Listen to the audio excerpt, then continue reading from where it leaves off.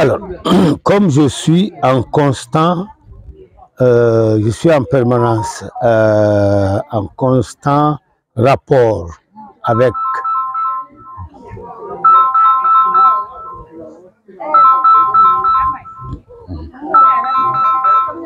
Allez-y. on reprend, je reprends. Allez-y, oui. Voilà. Je me connecte très régulièrement dans le domaine politique parce que je fais partie du panel des sages du département de Bignona. Je fais partie de l'info politique du département de Bignona. Je fais partie du panel des îles Bliss Kassa. Je fais partie du CD, comité des 5 villages des îles Bliss. Nyomun, Djogé, Hitu, Haer et Bakassouk. Alors, curieusement, j'ai vu dans le panel infopolitique et dans le panel du Conseil des sages un communiqué du procureur de la République ordonnant les forces de l'ordre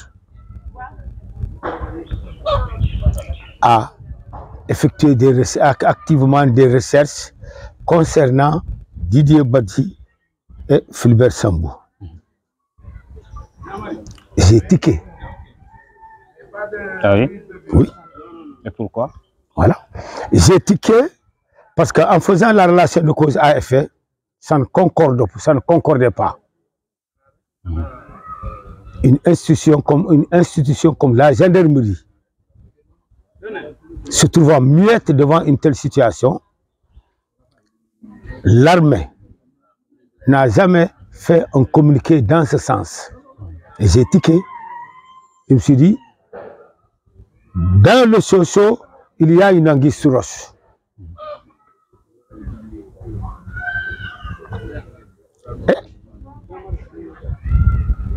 L'avenir m'a donné raison, qu'il y a une anguille sous roche. C'est quoi l'anguille sur roche? L'anguille sous roche, ils étaient déclarés noyés. Tous les deux. Tous les deux. Allez-y. Dans les premières, dans certaines déclarations, on nous dit que Fulbert a été retrouvé vers les environs de Saint-Louis. Or que c'est faux. Quand les parents ont été à la morgue pour vérifier la véracité de ce qui a été déclaré, ce n'était pas Fulbert. Une deuxième déclaration qui a fait sortir le corps de Fulbert. Et quand ils étaient partis à la morgue vérifier, c'était juste que c'était vraiment Fulbert. Fulbert supposé être victime d'une noyade. Et le corps a été identifié pour la deuxième fois. Pour la deuxième fois, c'était effectivement Fulbert. Victime d'une noyade. Et dans les premières déclarations, il a été dit que Fulbert était parti à la pêche avec Didier. Ce qui était archi faux.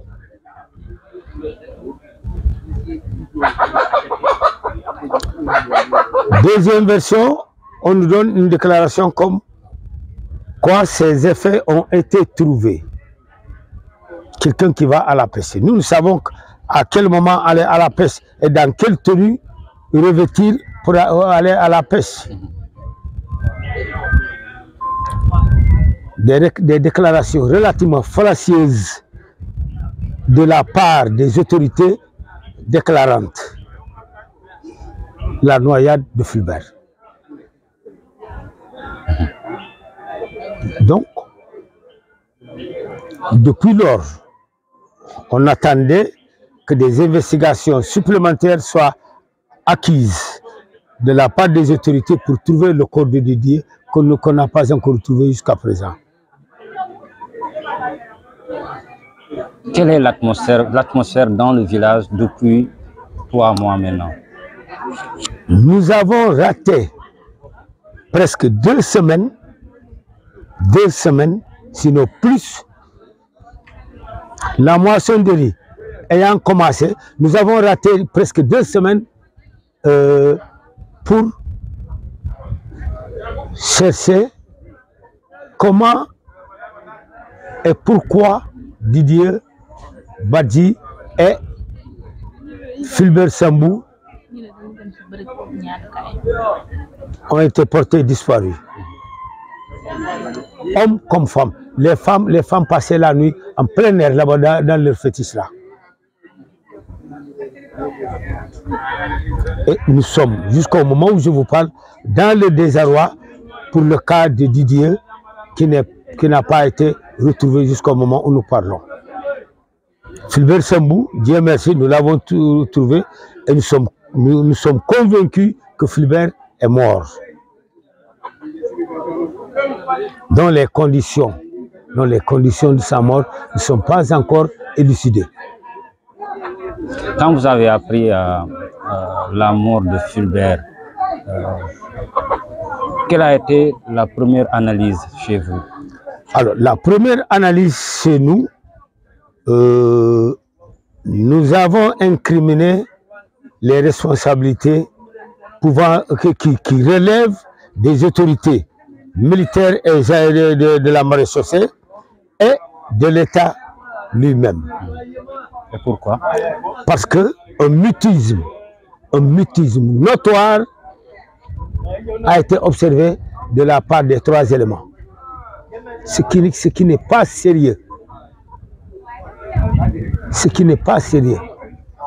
Quand du bétail, quand une inondation fait mourir du bétail dans le Fouta, on fait une déclaration. À plus forte raison, un être humain, une créature. De surcroît des gendarmes, policiers. Surcroît des gendarmes, des gens, des éléments qui ont donné leur vie au service de la nation. Vous vous rendez compte de cette bévue-là? C'est pourquoi, dès le premier moment, la plainte contre X a été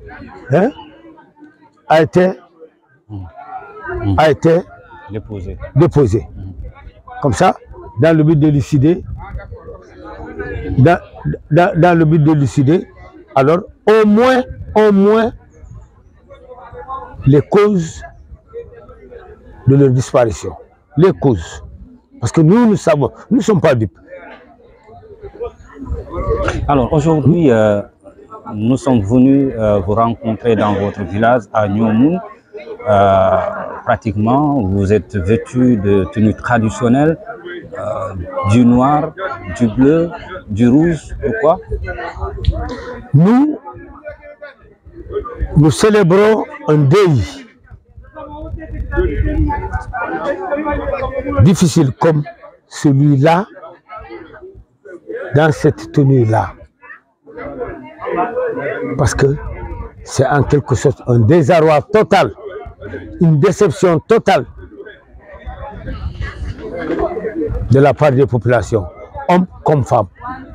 Et vous avez lu sur les visages des hommes comme des femmes cette amertume, cette tristesse causée par le départ de ces 2 éléments-là. Ils sont nés ici? Didier est né juste à côté. La maison-là fait partie de sa famille. Jusqu'à là-bas, c'est sa famille. C'est la famille Badji. Il a grandi ici? Il a grandi ici. Il a tout fait ici. Il a fait le service militaire avant d'être gendarme. Qui était Didier Badji? Un garçon très sympa, brave, très entreprenant. Ce qui dénote son surnom de tout le temps, Adjongo di Malaine. Ça signifie quoi? Adjongo di Malaine signifie même devant l'obscurité, il affronte. Même devant le noir, il affronte. Adjongo di Malaine. Celui qui fait face à toute éventualité même dans le noir.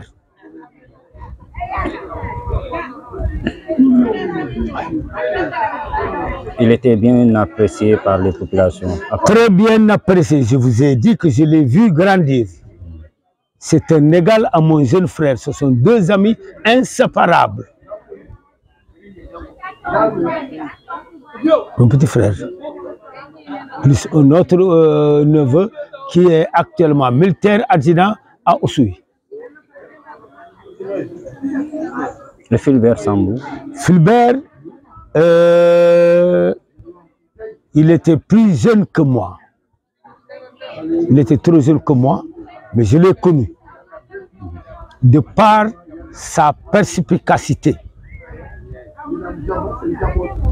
de par le goût de rendre service à tout moment. Il était au bureau de recrutement de l'armée nationale. Tous nos enfants, nos frères, nos neveux, nos petits-enfants qui ont eu à faire le service militaire ont été aidés par ce dernier. Très efficace. Traditionnellement, vous l'avez dit, vous avez porté plainte au niveau des juridictions, mais traditionnellement, qu'est-ce que vous avez fait? Ça, c'est un cas qui nous incombe inclusivement, pas exclusivement. Le bon Dieu, qui est maître de toute œuvre, fera son travail. Et nous attendons que le bon Dieu fasse le travail là à notre place. Vous remettez tout entre les mains de Dieu. Quoi qu'on puisse faire. Parce que nous sommes des croyants. Nous sommes des croyants, de vrais croyants. Parce que nous, ces actes barbares, on les appelle Nini. Nini. Nini Anjola, c'est un interdit formel. Sans détour, sans demi-mesure. Nini. Donc ce Nini-là, en nous, c'est quelque chose.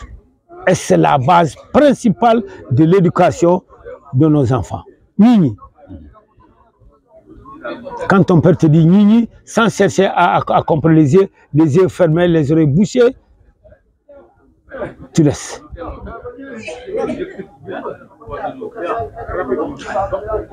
Votre dernier mot? Mon dernier mot, encore une fois, le bon Dieu fera le reste. Et nous en sommes très confiants. Ouais. Parce que nous allons tous mourir. À chacun son jour. Il n'y aura jamais d'immortel. Jamais. C'est clair. Mais le bon Dieu fera le reste, quelle que soit la durée que cela prendra. ci wolof dañuy jéem. nee nga ñu sa wolof setul waaye dañuy jéem parce que bëri na ay nit yoo xamante ne bëgg nañu comprendre. bëgg nañu xam. tey yàlla may ñu ñun waa K7TV ñu ñëw fii ca Ñoomun fi nga xamante ne fii la ñoom Fulbert ak DJ Badji dëkk ginnaaw li nga xamante ne xew na nee nañu réer nañu waaye am na kenn si ñoom muy Fulbert jot nañu niyoom kenn kii DJ Badji ba tey kenn xamul yéen naka ngeen jotee xibaar bi. Comme ni ma la ko waxee dama bokk si panel yu bare dont le panel des sages du département de Kafountine pour le PASTEF. Info PASTEF Bignona bokk na ak panel des îles Brice. Je faisais bokkoon naa si panel commune Kafountine parce que ci laa bokk mais dama dem ba un certain moment ma gis ne mag laa te mag du gaaw a wax loolu tax ma génn parce que ay xale la ñi ci gën a bare ay xale ñoo fa nekk loolu tax ma génn si panel boobu mais je suis informé par des tierces personnes qui ont mon numéro. Donc, si info politique, Pastef Kafountine et Pastef Bignona et conseil des sages Pastef Kafountine, qui l'a le communiqué du procureur général de la République. Un procureur qui s'entane recherche ay nit yu réer gendarmerie ngi foofu armée ngi foofu ci laa gis ne fii lëndëm am na fii waaw lëndëm bu mel nan parce que lëndëm bi procureur bi warul ordonner des recherches warul ne gendarmerie dem leen uti kii dafa réer armée dem leen uti kii dafa réer il y a une brigade de recherche de la gendarmerie ñoom ñoo war a def liggéey boobu ñu yebal ko procureur mais boo laajte sa bopp yàlla may la xel nga laajte sa bopp waaw lu tax procureur demandé laaj pour ñu def recherche lu tax kan moo ko wax procureur benn procureur jël matuwaay yooyu kan. Mais procureur mooy procureur de la République. Non, mais il n'a pas à ordonner des recherches, à ordonner pour que les forces de l'ordre et de sécurité fassent des recherches. À moins que cela soit, que cela fasse l'objet d'un soit transmis du procureur, qui soit par une plainte. Waaw ki boo xam ne dañ ko ne procureur lii moo am waaw loolu tax ñu ne Fulbert dafa lab bi ngeen ñëw gis ngeen xale yi di fo si géej gi ay xale yi tuuti ay xale yi ndaw di fo et ñun lab si géej fépp dafa bokk si loo xam ne lu ñuy wax ñii fépp loo xam ne ñii lan mooy ñii interdit formel warut a am ci yéen fii kenn warul lab ci géej waaw bu dee dañoo lab si géej xoolal ni ñu dëkkee fi amul àll ku dem géej boo mënul fay nga lab déedéet donc bu boobaa ñu ne déedéet lii mënul nekk ci la jigéen ñi ak góor yi di jóg guddeeg bëccëg ba waxtu bu ñu toll nii ñetti weer Fulbert néewum gis nañ ko alhamdulilah suul nañ ko mais bu ñu gisoon tamit Didier mu tane ñu xam ne nii la xamuñu si yan fan lañ ko la génnee àdduna waaw parce que mënuñu woon ne Didier mu ngi dund ba waxtu bu ñuy wax nii ñun du ñu ay dof. yéen da ngeen jàpp ne dafa dee. Mais yàlla mi dara teewul fekke na gis na loolu tax ñu joxe suñu bopp yëpp suñu ñaan yëpp suñu lépp si loxo mbay suñu lépp si loxo yàlla ñu bay lépp si loxo yàlla DJ ak Fulbert fii la ñu juddoo. fii la ñu juddoo fii la ñu màggee en participant tout ak si lu mel ni culture de tout le village ils ont tout participé sàmmi nañu nappi nañu béy nañu góobu nañu ceeb fii lañ jàngee lépp ba bu ñu amee COP ñu génn dem jàngi Ziguinchor Bignona Oussouye waaw. kan moo nekkoon DJ Badji. DJ Badji après bu mu libéré si l'armée la def concours gendarmerie ba mu admis. kon jotoon na jaar armée ba noppi. waaw gendarmerie boo jaarul armée léegi la ñu changé gendarmerie boo jaarul armée duñu la jël mais léegi mun nañu la jël sa nga jaar armée mais si kaw boo amee yeneen diplôme yi surtout des diplômes universitaires mun nañu la jël informatique mécanicien droit ainsi de suite waaw. lan moo doonoon taxawaayam ci réew mi ci dëkk bi ak population bi naka la meloon ak population bi. une personne relativement sympathique. Disponible quand ils étaient encore plus jeunes. On leur envoyait un peu partout, disponible au service des populations, au service de nos mamans, au service de nos papas, au service de leurs grands frères, sans respecter.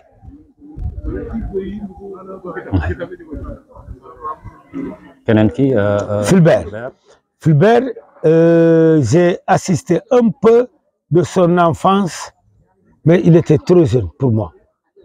xale la mais ñi ko xam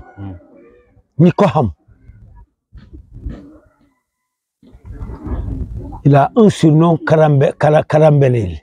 Karambenil mooy celui qui s'adonne à tout au service de tout le monde. Karamben, c'est-à-dire celui qui aide n'importe qui. Tu viens aujourd'hui, s'il peut t'aider, il t'aide. Sans retenue. dalay jàppale te xaarul dara ci yow. xaarul dara ci yow. waaw très sociable.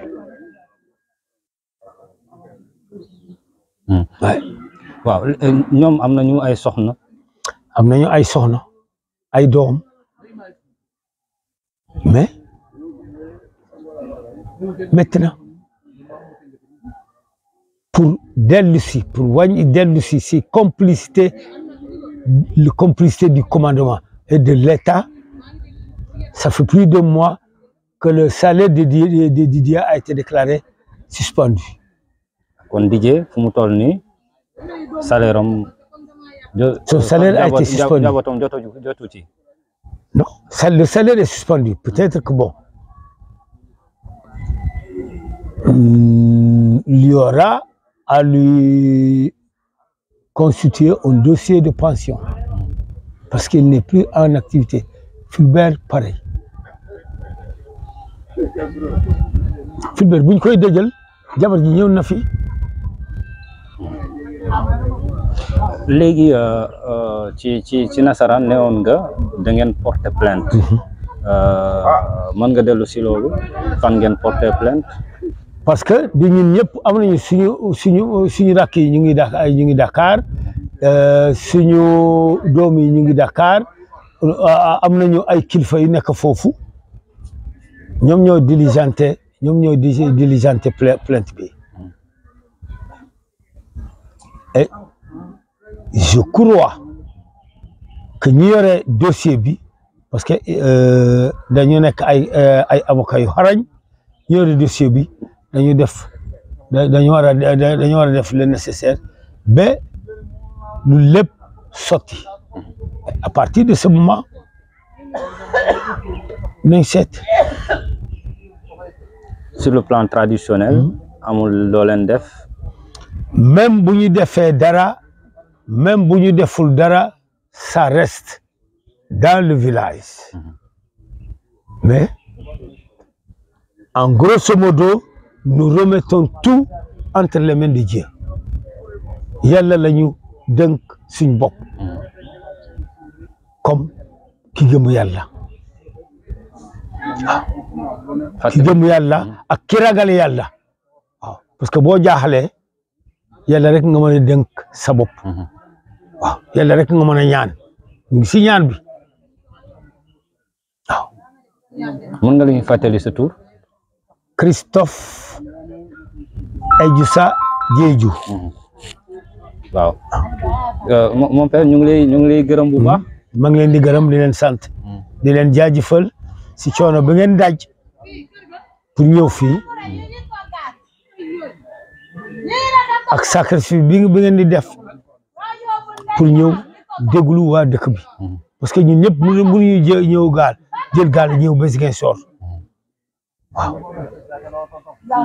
dafay métti. dafay métti mais bàyyi nañu lépp si loxo yàlla waaw. ok jërëjëf di fàttali sunu internaute ni seen chaîne K7TV dañoo ñëwoon tey ca fi nga xamante ne moo di ñoomu seet si askan wi ci jafe-jafe wala métit bi nga xamante ne tiis bi nga xamante ne dal na seen kaw ci disparition bu ñaari agent yu armée nationale noonu lañ ko mën a waxee armée ak gendarmerie di Fulbert Sambou ak Didier Badji. alors dégg ngeen ñoom askan wi lu ñu wax les notables également ñu ngi leen di jox dig daje